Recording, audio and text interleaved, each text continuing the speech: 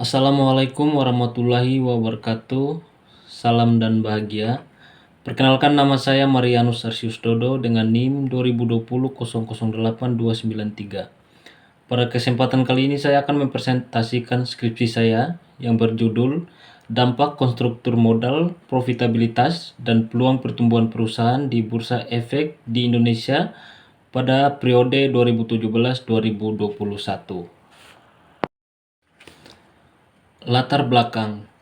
Bursa Efek Indonesia merupakan salah satu lembaga keuangan yang memiliki peran penting dalam mengembangkan pasar modal di Indonesia.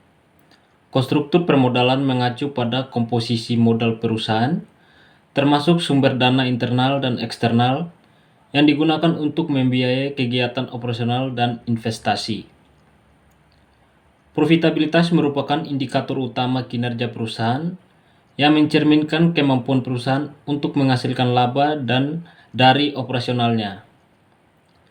Selain itu, peluang pertumbuhan perusahaan sebagai faktor kunci dalam menciptakan keberhasilan jangka panjang.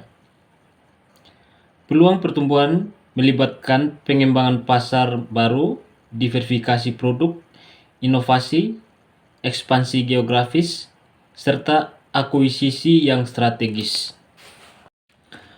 Tujuan penelitian. Yang pertama, untuk mengetahui konstruktur permodalan berpengaruh positif atau negatif terhadap peluang pertumbuhan perusahaan. Yang kedua, untuk mengetahui konstruktur permodalan berpengaruh positif atau negatif terhadap profitabilitas. Dan yang ketiga, untuk mengetahui profitabilitas berpengaruh positif atau negatif terhadap peluang pertumbuhan perusahaan.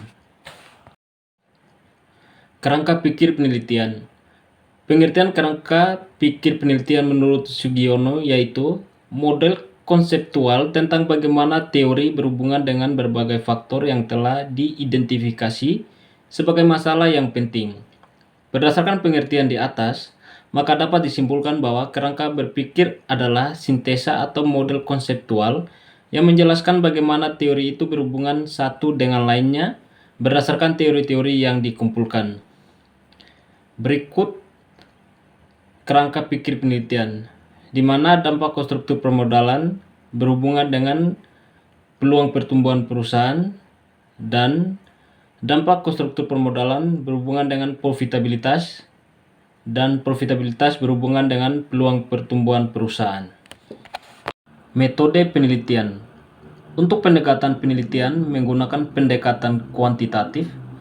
Untuk teknik pengumpulan data menggunakan purposive sampling.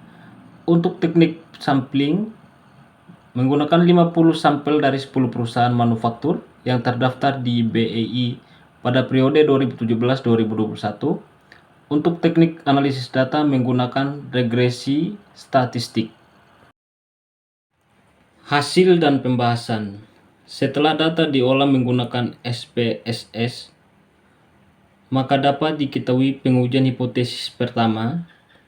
Diketahui bahwa nilai SIK untuk pengaruh konstruktur atau X1 terhadap peluang perusahaan atau Y adalah sebesar 0,030, lebih kecil dari 0,05 dan nilai T 2,875 lebih besar dari 2,013, sehingga dapat disimpulkan bahwa pengaruh konstruktur atau X1 terhadap peluang perusahaan atau Y berpengaruh signifikan.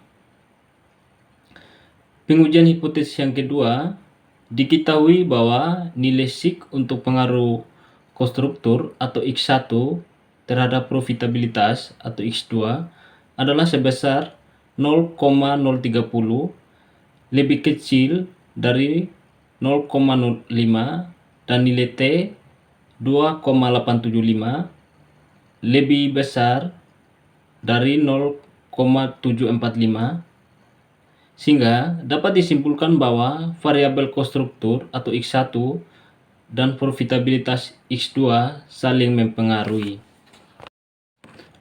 Pengujian hipotesis yang ketiga, diketahui nilai SIK untuk pengaruh profitabilitas atau X2 terhadap peluang perusahaan atau Y adalah sebesar 0,034, lebih kecil dari 0,05 dan nilai T 2,745 lebih besar dari 2.013, sehingga dapat disimpulkan bahwa pengaruh profitabilitas atau X2 terhadap peluang perusahaan atau Y berpengaruh signifikan. Kesimpulan dan saran. Kesimpulan, penelitian ini mengkaji dampak konstruktur permodalan, profitabilitas, dan peluang pertumbuhan perusahaan pada bursa efek di Indonesia.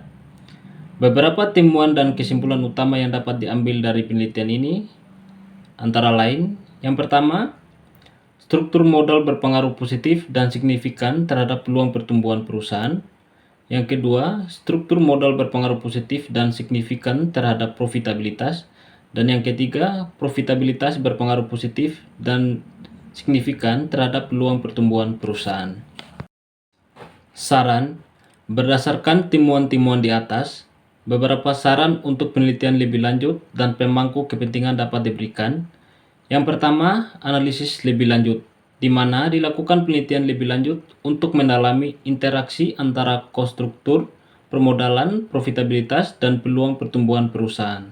Yang kedua, strategi investasi, di mana investor dapat menggunakan temuan ini untuk merancang strategi investasi yang lebih efektif dengan mempertimbangkan tidak hanya profitabilitas perusahaan, tetapi juga konstruktur permodalan dan peluang pertumbuhan.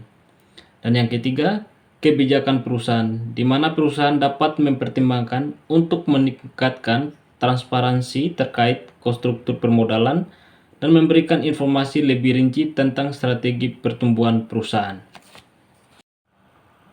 Sekian dan terima kasih. Salam dan bahagia.